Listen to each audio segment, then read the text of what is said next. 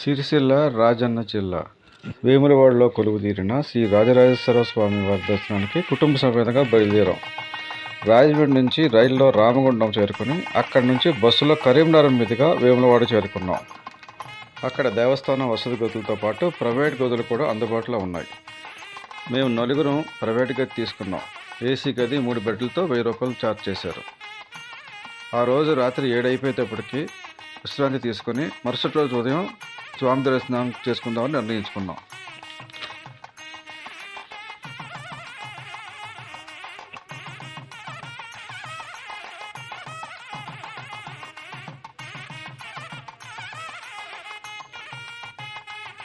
గదులు కూడా నీట్గా శుభ్రంగా ఉండడంతో మేము ఆ రోజు రాత్రి అక్కడే బస చేసాం. 3 బెడ్లు ఇచ్చారు, ఏసీ ప్రొవైడ్ చేశారు. ఉదయమే 6 గంటలకి స్వామి దర్శనానికి బయలుదేరాం. రద్దీ ఎక్కువగా లేకపోవడంతో దర్శనం త్వరగానే అయిపోయింది. అక్కడి నుంచి ఆటోలో కొండగట్టు బయలుదేరాం. సుమారు 32 కిలోమీటర్లు రానుపోను ఆటోకి 600 తీసుకున్నారు. కొండగట్టులో శ్రీ ఆంజనేయ స్వామి కొలువుదీరి ఉన్నారు.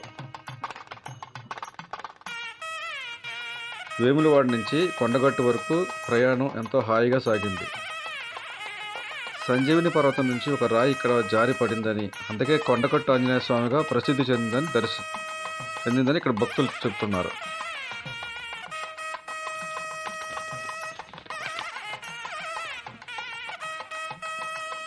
రాజమండ్రి నుంచి రాను పోను మనిషికి 2000 వరకు ఖర్చు అయింది. ఎన్నో సంవత్సరాలుగా స్వామి దర్శనం చేసుకుందామని మా అభిలాష చివరికి ఈ రోజుకి ఇలా తీరింది. ఇదే స్వామివారి ప్రధానాలయం.